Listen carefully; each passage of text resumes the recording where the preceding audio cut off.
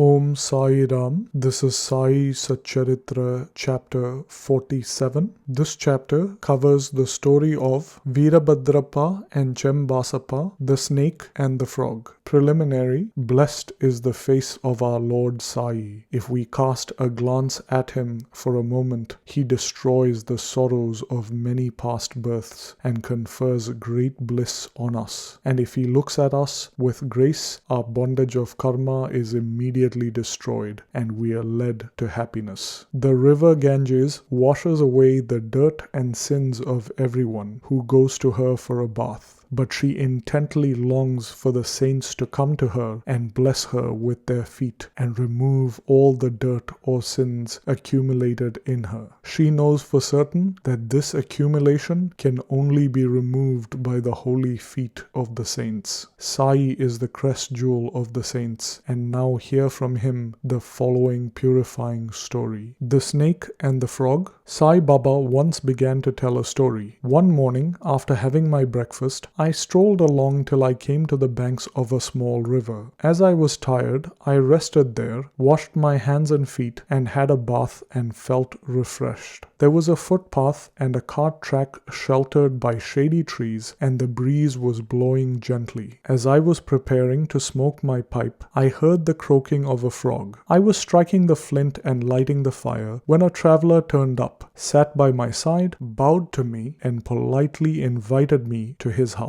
He lit up the pipe and handed it over to me. The croaking was heard again, and he wanted to know what it was. I told him that a frog was in trouble and was suffering the bitter fruit of its own karma. We have to reap the fruit of what we sow or do in our past life, and there is no use crying about it. Then he smoked and handed the pipe back to me and said that he would go there in person and see for himself. I told him that a frog had been caught by a big snake and was crying for help.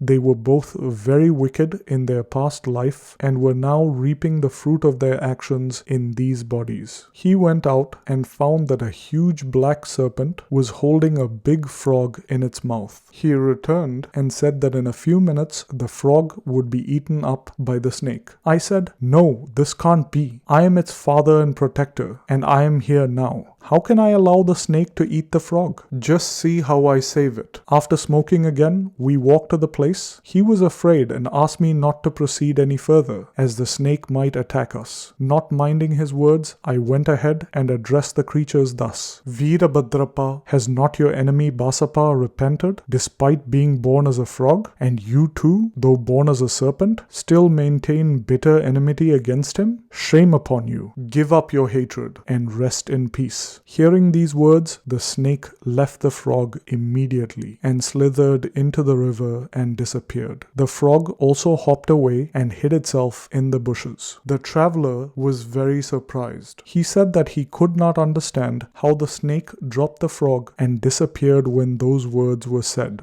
Who was Veerbhadrappa and who was Basappa, and what was the cause of their enmity? I returned with him to the foot of the tree, and after sharing a few puffs of smoke with him, I explained the whole mystery to him as follows. There was an ancient holy place sanctified by a Temple of Mahadeva about 4 or 5 miles from my place. The temple was old and dilapidated, and the residents of the place collected funds for its repairs. After a large amount was collected, an arrangement was made and plans with estimates for repairs were prepared. A rich local man was appointed the treasurer, and the whole project was entrusted to him. He was to keep regular accounts and be honest in all his dealings. He was a miser and spent very little for the repairs, which consequently made very little progress. He spent all the funds, pocketed some amount himself, and spent nothing from his pocket. He had a sweet tongue and was very clever in offering plausible explanations regarding the poor and tardy progress of the work. The villagers again went to him and said that unless he lent his helping hand and tried his best, the work would not be complete. They requested him to work out a plan and again collected subscriptions and sent the amount to him. He received it but did nothing again. A few days later, God appeared in his wife's dreams and said to her, "You get up and build the dome of the temple. I will give give you 100-fold of what you spend. She told her husband about this vision. He was afraid that it would involve some expense and therefore laughed it off, saying that it was a mere dream and thus not to be relied and acted upon. Why did God not appear to him and tell him? Wasn't he sleeping right next to her? He said it looked like a bad dream, a dream that creates mistrust between spouses. God does not like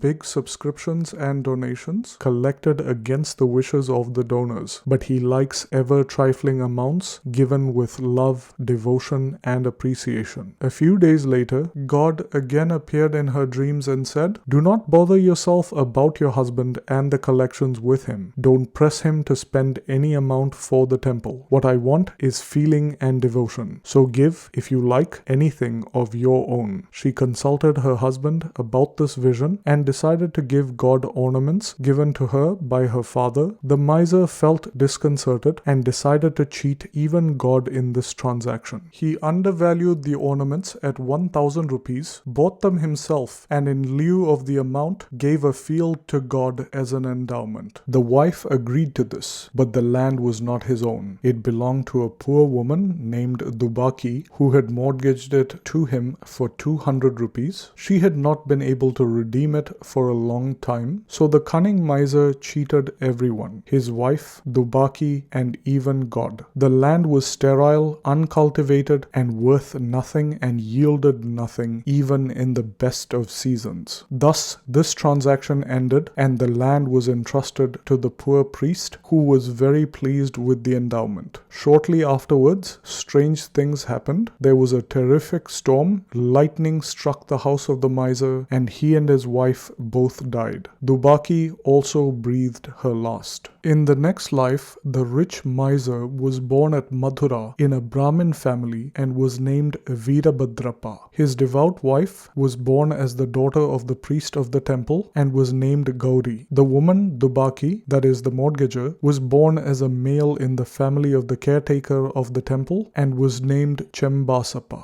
The priest was a friend of mine. He often came to me and chatted and smoked with me. His daughter Gauri was also devoted to me. She was growing fast and her father was seeking a good husband for her. I told him not to worry about this, as the groom himself would come seeking her. Then there came a poor boy named Veerbhadrappa wandering and begging to the priest's house. With my consent, Gauri was given in marriage to him. He was also at first devoted to me, as I had recommended his marriage to Gauri. Even in this new life, he was after money and asked me to help him get it, as he was leading a married man's life. There was a sudden rise in land prices, and by Gauri's good luck, there was a great demand for land, and the endowed land was sold for 100,000 rupees, 100 times the value of her ornaments. Half the amount was paid in cash, and the remaining was to be paid in 25 installments of 2,000 rupees each. Everyone agreed to this transaction,